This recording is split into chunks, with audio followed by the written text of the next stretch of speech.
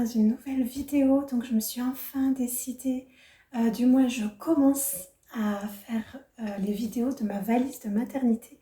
Alors aujourd'hui ce sera uniquement le sac pour la salle de naissance et je ferai sur une autre vidéo la valise de maternité. J'ai mis beaucoup de choses dedans et je contracte énormément en ce moment entre la canicule, la fin de grossesse, mon utérus contractile de toute manière depuis plusieurs mois.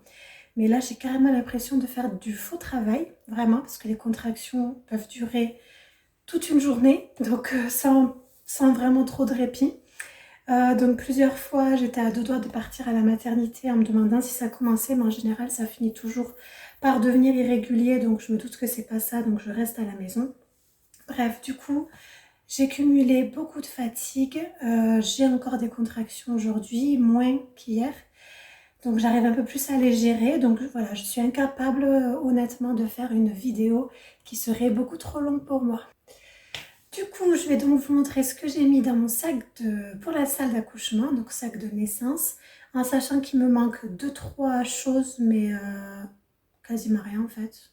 Je vais vous dire à la fin de la vidéo. J'ai fait une petite liste en fait, vous voyez, j'ai des choses qui me manquent ici dans ma valise de maternité et dans mon sac de naissance parce que je le fais au fur et à mesure, qu'il y a des choses que je vais mettre à la dernière minute surtout. Donc écoutez, c'est parti. Alors pour commencer, je vous montre, j'ai pris, c'était le sac à langer de K, qui est à 4 ans et demi maintenant. Donc il est toujours en bon état, j'ai pas l'intention d'en racheter un.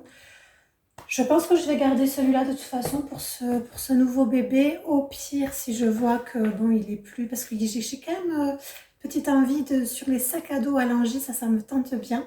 Mais bon, niveau budget, on peut pas tout faire non plus. J'ai pas envie non plus de mettre des 1000 et des 100. J'ai déjà beaucoup dépensé encore une fois pour l'arrivée de ce bébé. Donc à voir. Pour l'instant, je resterai sur ce sac à langer. Donc je l'ai pris du coup pour la sac de naissance. Et on verra si j'en achète un autre plus tard. Alors, sur les côtés, là, les petites poches, j'ai mis pour commencer des choses à grignoter. Donc, j'ai pris des petits M&M's que j'ai mis ici. Que ce soit pour moi ou pour monsieur, peut-être plus pour monsieur. Parce que nous, en général, on n'a pas trop le droit de manger quand on est en salle d'accouchement. Et j'ai pris aussi des tic-tac pour rafraîchir la laine. Voilà, au cas où qu'on m'interdise de manger, mais qu'on accepte que je prenne des petits tic-tac. Ou pour monsieur, voilà, comme on risque de rester longtemps, quand vous restez longtemps en sac de naissance, vous n'avez plus le droit de boire à un moment, vous n'avez plus le droit de manger. Donc, la mauvaise haleine peut vite arriver. Donc, peut-être que parfois, un petit tic-tac, une fois par heure, ça peut être accepté par les sages-femmes. Ou sinon, pour monsieur aussi, hein, si besoin. Voilà, c'est juste pour se réconforter. Je me dis que même si je ne peux pas les consommer en salle de naissance, je les aurai au moins pour après l'accouchement. Donc voilà, ça me fera toujours un petit réconfort que j'embarquerai après avec moi dans la salle de naissance. Donc ça, c'était pour les petites poches sur le côté. Alors, qu'est-ce que j'ai pris?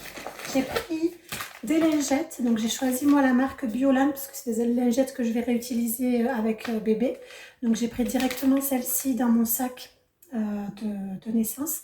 Tout simplement parce que mon terme est prévu fin juillet.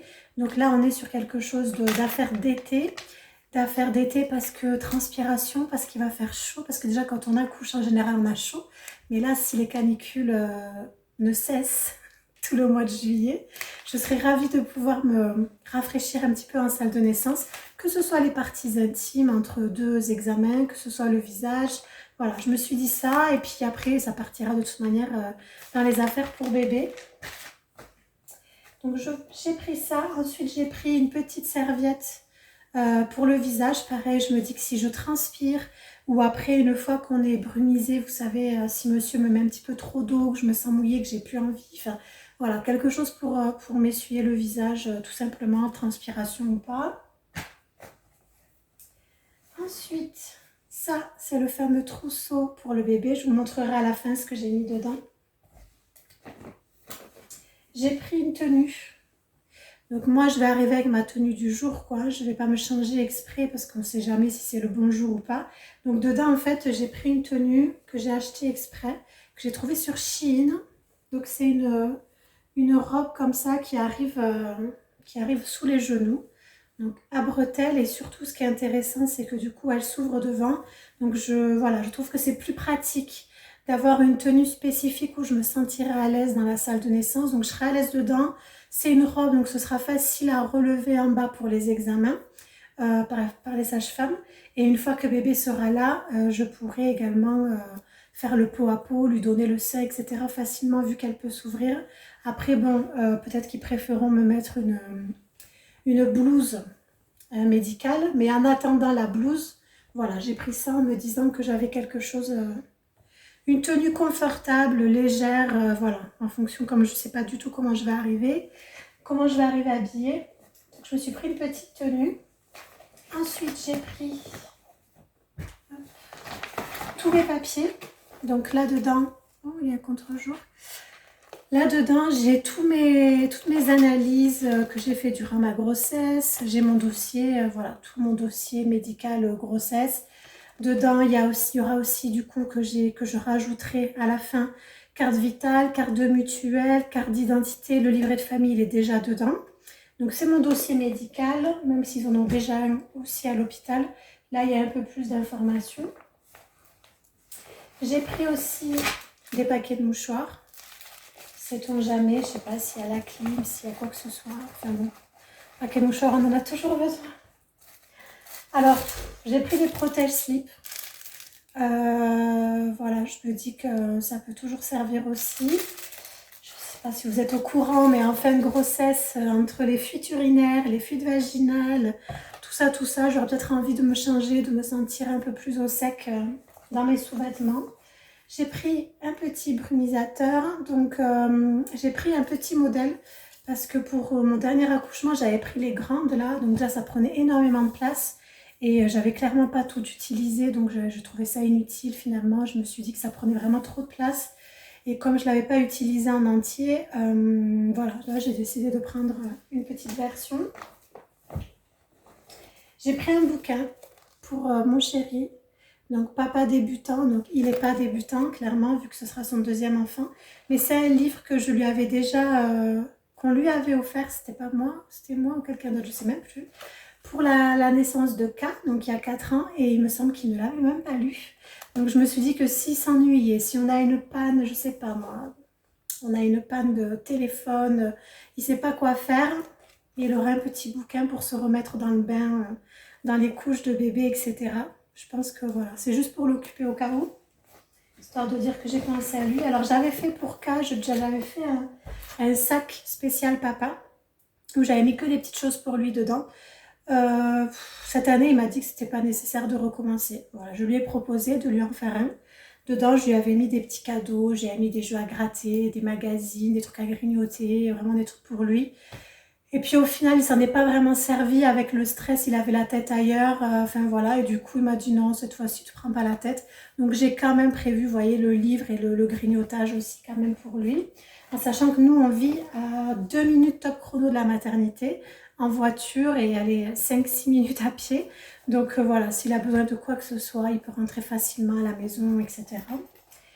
Donc voilà, qu'est-ce que c'est que ça? Ah oui,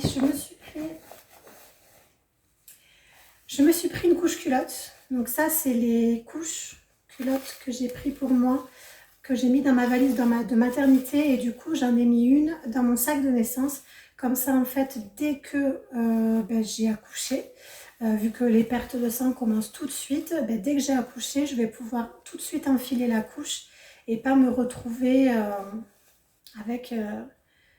quelque chose que la maternité pourrait me proposer du coup, ou de me retrouver juste sur une alaise, enfin voilà, soit en fait on vous propose une culotte filée avec une vieille serviette périodique et on essaye d'enfiler ça après la naissance et c'est super désagréable, etc. Soit on vous laisse nu entre guillemets sur une alaise et on vous change une fois que vous êtes arrivé en chambre. Bref, moi au moins j'ai ma couche qui est prête. Donc petite couche pour maman. Donc au moins ça c'est fait, je me sentirai plus confortable, je pense, plus au sec et voilà. Hop. Là j'ai mis une paire de chaussettes. Donc pourquoi une paire de chaussettes? Parce que souvent les salles de naissance ou si je vais au bloc, la césarienne, il fait très très froid.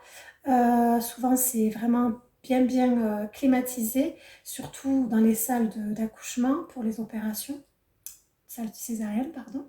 Donc il se peut qu'on ait froid aux pieds et en plus, je dois vous avouer, là je vous montre pas ma manucure parce que voilà, j'ai pas trouvé ni le budget pour l'instant, ni la force, ni l'envie, ni tout ça, d'aller me faire une manicure des pieds. Donc pour l'instant là c'est un peu la cata. Et j'ai pas envie de la faire maintenant parce que si j'accouche que fin juillet, elle sera déjà en vrac dans un mois et demi. Donc je préfère attendre le dernier moment pour faire ma manicure parce que je veux quand même faire une petite manicure des pieds. Moi j'ai décidé d'accoucher sur le côté, mais enfin voilà, les sages-femmes elles ont quand même nos pieds en pleine face. Et d'avoir les ongles longs, mal faits, là j'ai mon vernis qui est complètement fissuré, etc. Ça me gave. Donc voilà, au cas où si je dois accoucher là maintenant, ma manucure elle n'est pas faite, je mettrai des petites chaussettes comme ça, j'aurai pas honte de mes orteils. Oui, ça peut vous paraître peut-être bizarre, mais voilà, pour moi ce serait une petite honte et c'est pour respect, je sais pas, pour les sages-femmes. C'est peut-être idiot, mais au moins voilà, j'aurai pas froid aux pieds s'il fait froid. Et si je me sens gênée par rapport à la manucure que j'aurai à ce moment-là, je peux cacher mes petits pétons, tout simplement. Et ensuite, j'ai pris, ça je vous montrerai après. Alors, j'ai pris une petite trousse comme ça, que j'ai eu gratuitement sur Shein d'ailleurs, lors d'une dernière commande. Alors, dedans, j'ai mis, qui dit été, même si je pense qu'il ferait un peu froid, mais je peux avoir des chaleurs. J'ai pris un ventilateur de poche, donc il est super, je l'ai acheté sur Shein, je crois pour 3 ou 4 euros. Donc, il se recharge avec un câble USB qui est là. Hop. Donc en plus il ne fonctionne pas à pile, vous le rechargez, on appuie ici et il est complètement allumé, il ne fait pas trop de bruit. Il a plusieurs niveaux. Et du coup vous pouvez soit vous-même, du coup moi-même à la main, soit vous avez un petit socle et vous pouvez du coup le poser sur une petite table à côté et voilà, se faire ventiler comme ça. Je trouvais que c'était une super idée, j'avais vu ça sur une vidéo YouTube d'ailleurs. Donc j'ai pris ça. Il y a encore un paquet de mouchoirs dans la trousse. Alors ça, c'est un petit miroir de poche aussi que j'ai pris sur Shein. Voilà, si j'ai envie de voir,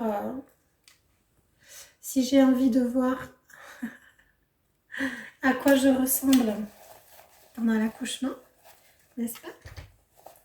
Pour me recoiffer ou quoi, enfin voilà, toujours pratique. Ensuite, j'ai pris un petit labello. Donc ça, c'est pratique aussi parce que comme on ne peut pas boire, on peut avoir les lèvres assez sèches. C'est assez relou. Moi, je me souviens que ça m'avait bien servi le labello pour mon dernier accouchement. Et ensuite, j'ai pris un grand chargeur que j'ai trouvé à Action. Le fil, il fait 2,50 m. Donc, c'est un chargeur pour mon téléphone. Hein. Et du coup, j'ai pris comme socle un double socle. Vous voyez, comme ça, je peux charger mon téléphone. Donc, c'est assez long parce que parfois, pour celles pour qui c'est le premier accouchement, vous avez les prises qui sont assez éloignées de votre lit. Donc, si vous ne pouvez pas bouger, que vous avez la péridurale qui est déjà posée, ben votre téléphone, vous pouvez le mettre à charger, mais à l'autre bout de la pièce en fait. Donc, moi, j'ai essayé de trouver le chargeur le plus long. Sinon, vous prenez une rallonge, mais franchement, je crois qu'il coûte 2 ou 3 euros à Action. 2,50 m, ça me paraît quand même assez grand. Et du coup, j'ai pris un socle double prise pour pouvoir charger en même temps si besoin le ventilo que j'ai de toute façon déjà chargé. Comme ça, je vais pas me prendre la tête avec ça. Mais voilà, au cas où, je peux charger les deux en même temps. Et j'ai pris des écouteurs pour regarder une série ou quoi que ce soit sur mon téléphone et puis pas déranger, que ce soit mon conjoint s'il est encore à côté de moi à ce moment-là. Pas déranger, enfin voilà, pas faire trop de bruit en fait avec une série ou avec de la musique. J'ai mes petits écouteurs. Et j'ai aussi pris du coup un chouchou pour m'attacher les cheveux si j'arrive les cheveux détachés, enfin voilà. Et que j'ai besoin de me détacher tout ça. Donc ça c'est dans la petite trousse. Et donc il va me rester deux choses à vous montrer. Une chose auquel seules les endo-girls peuvent réfléchir. Mais si vous avez ça, franchement, je vous le conseille. Donc ça, c'est mon Tense. Donc le TENS, j'ai demandé à mon dernier rendez-vous sage-femme, là, mon rendez-vous du 8e mois à la maternité, si j'avais le droit de la porter parce que j'ai vu que ça pouvait aider lors des contractions. Elles m'ont dit oui, donc sur les 2 sages-femmes que j'ai vues, il y en avait une qui ne connaissait pas du tout, l'autre qui connaissait. Je pense qu'elle doit s'y connaître un peu plus en endométriose et qui m'a dit oui, prenez-le, ça peut vous aider. Donc en fait, le TENS, c'est une petite machine comme ça avec des électrodes. Donc en fait, ce sont des patchs. J'en ai pas même d'ouvert. Non, ils sont tous fermés. Ce sont des patchs, voilà, vous avez des petits patchs là-dedans que vous branchez du coup aux électrodes de la machine et que nous, on utilise quand on est atteinte d'endométriose ou d'autres douleurs chroniques, qu'on va se mettre sur différentes parties du corps pour soulager nos douleurs chroniques en fait, les douleurs neuropathiques on appelle ça. Et du coup, ça soulage, apparemment, ça aide aussi lors des douleurs d'accouchement, de contraction. De toute façon, en général, les douleurs d'endométriose, c'est aussi des contractions utérines pour la plupart, mais il y a d'autres types de douleurs. Donc du coup, voilà, je vais essayer, je vais tenter de me mettre mes électrodes pendant que j'aurai mes contractions, si ça peut m'aider au moins. Je pense pas qu'à la fin du travail, ça soit d'une grande efficacité, mais peut-être au moins pour les premières heures, la première phase de travail, où les contractions commencent un petit peu à piquer. Là, à ce moment-là, je pense que je vais essayer. Mon conjoint, c'est déjà s'en servir, c'est lui qui me le met déjà quand je suis en crise d'endométriose, qui me le positionne dans le bas du dos, etc. Donc voilà, j'ai pris mon petit TENS avec moi, avec des électrodes neuves. J'en ai même pris 2 ou 3 paquets d'électrodes au cas où que j'en ai besoin davantage ou qu'avec la transpiration, elles tiennent plus, que j'ai besoin d'autres, voilà. Donc j'ai pris ça et donc ensuite j'ai pris donc ce pochon. Là-dedans, il y a toutes les affaires de bébé. Donc je ne vais pas vous les déplier complètement, mais en gros déjà, quand vous l'ouvrez, j'ai mis une petite étiquette où j'ai marqué dessus une tenue naissance plus une tenue 1 mois. Parce que voilà, j'ai beau le dire à mon conjoint, je lui ai déjà dit, tu diras à la sage-femme qu'il y a 2 tailles dans le pochon. Mais voilà, j'ai peur qu'avec l'excitation, la fatigue, le stress de la naissance, ils zappent complet. Donc au moins la sage-femme verra ça en premier quand ils vont ouvrir, la sage-femme ou mon conjoint d'ailleurs. Donc j'ai pris une petite brassière qui elle est en taille 1 mois. Donc la petite brassière pour bébé. Et ensuite en fait j'ai fait des boules de vêtements, je vais vous montrer. Donc j'ai pris paire de chaussettes, bavoir et les petites moufles pour éviter qu'elles se griffent à mettre sur les mains. Ça c'est indispensable les filles, pensez-y. Pas obligé que ce soit des moufles, celles-ci je les ai trouvées à Kiabi, c'est pas obligé que ce soit des moufles spéciales mains, vous pouvez très bien mettre des chaussettes, une paire de chaussettes aussi sur les mains. Mais pensez-y parce que les bébés à la naissance et même les premières semaines, donc comme on ne peut pas leur couper les ongles tout de suite parce qu'ils sont trop mous, il faut attendre qu'ils durcissent. Ils ont les ongles hyper longs à la naissance et ils se griffent beaucoup. Dès qu'ils se mettent la main sur le visage ou quoi, du coup ils se griffent. Donc c'est vraiment important de prendre ça. Et ensuite du coup j'ai fait des petites boules de vêtements comme ça. Donc là en fait il y a le bonnet. Et à l'intérieur j'ai enroulé le body et le pyjama. Donc j'en ai fait un en taille 1 mois. Et comme je vous disais, j'en ai fait un autre en taille naissance. Ça doit être l'inverse même, parce que ça paraît plus gros. Donc voilà, vous avez les 2 tailles avec dedans à chaque fois bonnet, pyjama et body. Et ensuite le bavoir, la brassière que je vous ai montré. Et les chaussettes et les moufles, ça c'est taille naissance. Hein. Donc voilà tout ce que j'ai mis dans mon sac pour la salle de naissance. Donc qu'est-ce qui me manque? J'ai rajouté moi des pièces de monnaie.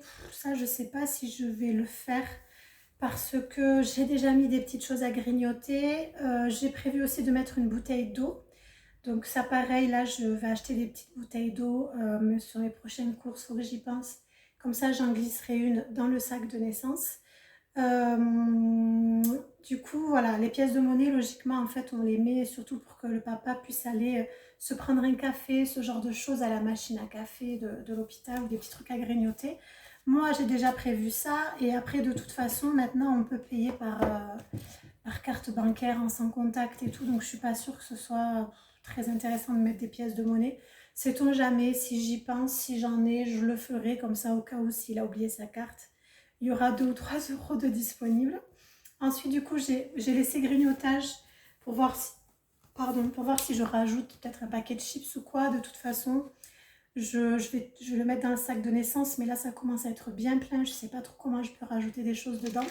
Mais au pire, je vais en mettre dans ma valise de maternité parce qu'on a envie de grignoter quand on n'a pas mangé pendant 24 heures ou 48 heures lorsqu'on accouche. En plus, les repas à l'hôpital ne sont pas forcément très goûteux. Donc si dans la nuit, à force de me le réveiller ou quoi, j'ai une petite faim, moi j'aime bien avoir des petits trucs à manger à disposition quand même pour se réconforter. Et puis voilà, pour les fringales après la naissance.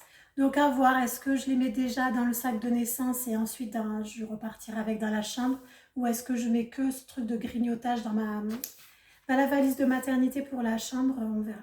Ensuite, j'ai prévu donc de faire une playlist.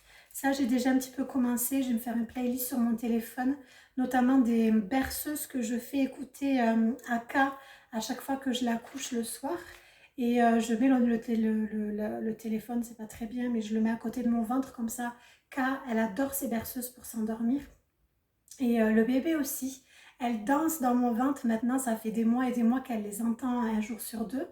Et du coup, voilà, ces berceuses-là, déjà, je vais les mettre dans ma playlist pour rassurer le bébé quand je serai en plein travail. Et je vais me rajouter aussi une playlist pour moi, pour me détendre moi et pour m'occuper l'esprit moi. Donc ça, c'est commencé à faire, mais c'est pas fini. Ensuite, il faut que je mette mon rescue, donc mes fleurs de bac. Pour celles qui ne connaissent pas, c'est un petit sheet que je vais commencer dès le début du 9e mois. Tous les jours, je vais me prendre ces fleurs de bac, pardon, qui sont censées du coup nous faire beaucoup de bien, qui en fait apaisent les angoisses, le stress, les peurs, etc. Donc ça va me préparer pour l'accouchement et je veux en prendre aussi pour le jour de l'accouchement, histoire de me faire 2 ou 3 pchits si j'en ressens le besoin. Donc pour l'instant, je ne les mets pas parce que du coup, je vais m'en servir à la maison. Ça, c'est quelque chose qu'il faudra que je glisse à la dernière minute et terminer mon dossier médical, comme je vous disais, rajouter la carte vitale, la mutuelle et la carte d'identité qui, pour l'instant, sont dans mon sac à main, vu que j'en ai encore besoin. Donc voilà, ça c'était pour le sac de naissance. Donc j'espère que ça vous aura donné des idées, peut-être si vous aviez oublié certaines choses.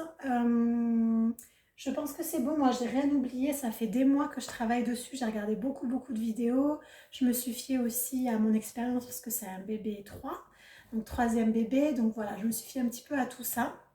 Je pense que j'ai rien oublié. Maintenant je vous ferai l'autre vidéo, vous voyez j'ai réussi à faire une vidéo sans contraction, là c'est parfait. Mais je sens que la position assise commence à être un petit peu difficile, mon ventre commence à se tendre. Donc je vais attendre quelques jours et dès que j'aurai un petit peu de force, je vais vous faire d'ici maximum la fin de semaine prochaine parce que là je suis bientôt à 36 semaines. Donc ce serait bien qu'à 36-37 semaines, je publie la vidéo de la valise de maternité. Voilà, je vous fais plein de gros bisous et dire, si vous pensez que j'ai oublié des choses, n'hésitez pas, vous me le mettez en commentaire, ça peut m'aider moi aussi. S'il y a un truc auquel je n'aurais pas pensé, mettez-le moi en commentaire. Vite, que je remplisse vite mon sac. J'aimerais vraiment arriver l'esprit le plus tranquille. Donc là, j'ai l'impression que mon esprit est tranquille, parce que j'avais vraiment des listes faites depuis le début de ma grossesse, etc. Après maintes et maintes vidéos regardées, renseignements pris, machin. Mais si vous pensez que j'ai oublié quelque chose pour le sac, pour la salle de naissance, vous n'hésitez pas à m'en faire part dans les commentaires, s'il vous plaît. Et puis si vous voulez être sûr de bien voir ma vidéo sur ma valise de maternité, je fais ça parce qu'elle est juste en face de moi. Et bien, n'hésitez pas aussi à vous abonner et à activer la petite cloche, comme ça vous aurez une notification dès que je sortirai la vidéo de la valise. Ciao!